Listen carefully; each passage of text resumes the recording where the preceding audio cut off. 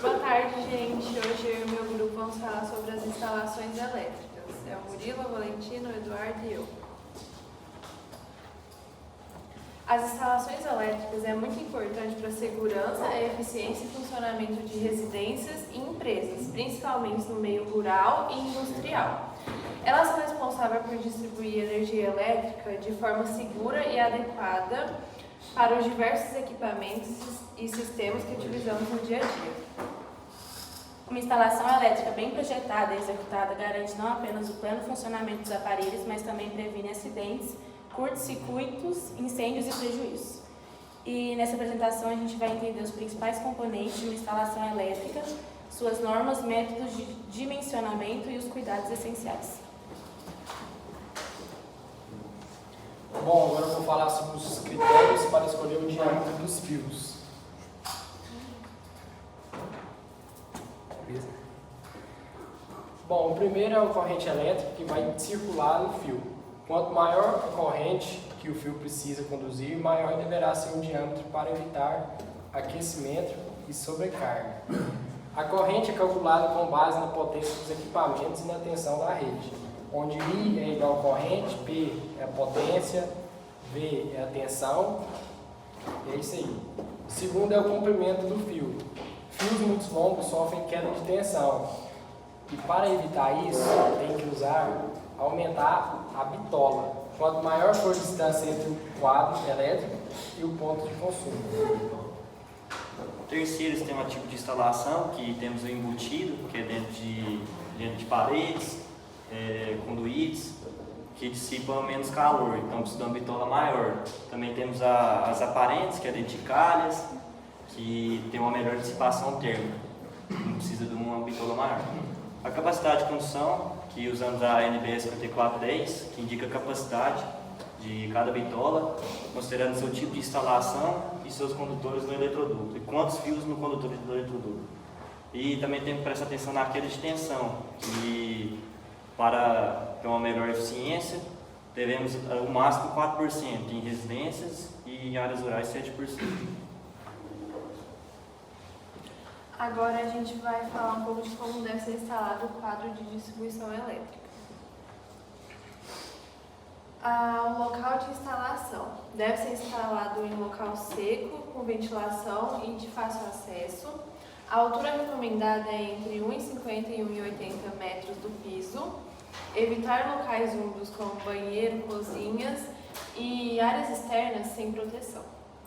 Deve haver espaço livre ao redor para manutenção. O mínimo é de 70 centímetros de profundidade para frente. Fixação e montagem. O quadro deve ser firmemente fixado à parede. Internamente deve conter barramento de neutro, terra e fase bem identificados, disjuntores organizados por circuito, identificação clara de cada circuito, exemplo, iluminação, tomadas e chuveiro, e o espaço disponível para futuras ampliações.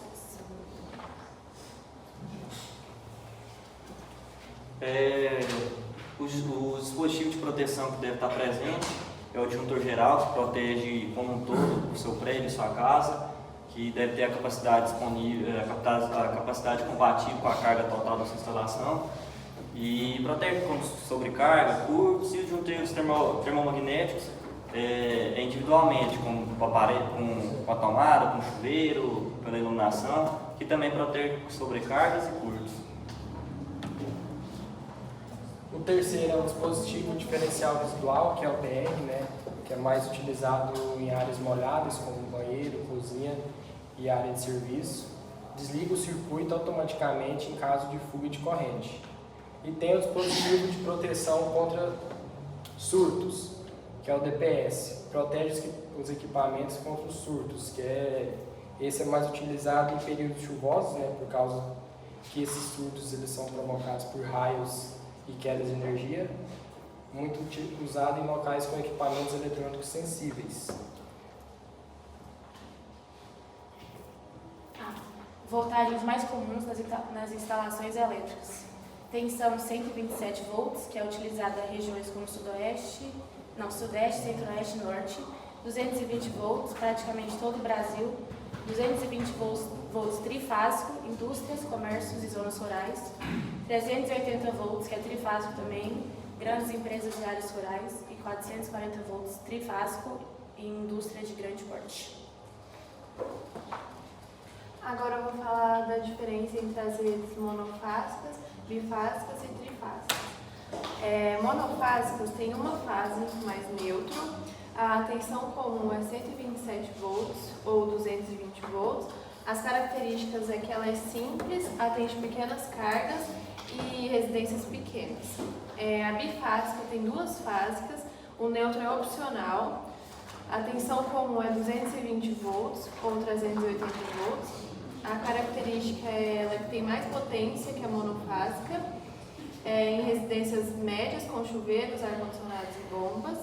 E a trifásica tem três fases, o neutro é opcional, tem 220 volts, 380 volts e 440 volts.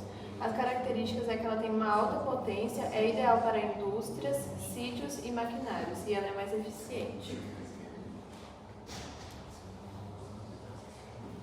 Também temos a etapa de instalação, que primeiramente é o planejamento do projeto, que é antes da obra, que temos o levantamento de carga, que para a gente ver qual que equipamento vai ser usado, a definição de quadro, juntores, tomada, e já nessa parte já dimensiona o tamanho dos fios, o tamanho de juntor, eletrodutos e a elaboração do projeto que está aprovado. Depois vamos para a infraestrutura, que é durante a alvenaria, que é a marcação dos pontos, começa a quebrar parede, lajes e pisos, e já começa a instalação das caixas de passagem, começa a passar os fios, e o lançamento dos conduítes antes da concretagem. Tem também o puxamento dos cabos, que é após o reboque e o acabamento grosso, que é a passagem dos fios e cabos elétricos dentro dos eletródutos. Esses eletródutos costumam ser uns caninhos amarelos onde vai toda a fiação. Organização dos cabos dentro do quadro de distribuição. E também tem a montagem do quadro de distribuição, que é a instalação dos disjuntores, que é como eu já tinha falado, os DPS e o BR, que é o dispositivo de proteção contra surtos, e o disjuntor diferencial. E tem a instalação dos acabamentos, que é a fase final da obra, que é onde vai colocar as tomadas, os interruptores, as luminárias, ventiladores e os sensores, chuveiros e etc.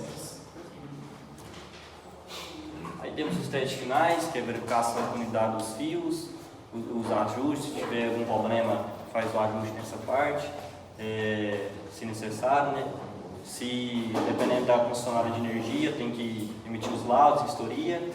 E o resumo é projeto, infraestrutura, puxamento dos cabos, montagem do quadro, acabamento elétrico, em tomadas, interruptores, e o teste e a entrega da obra.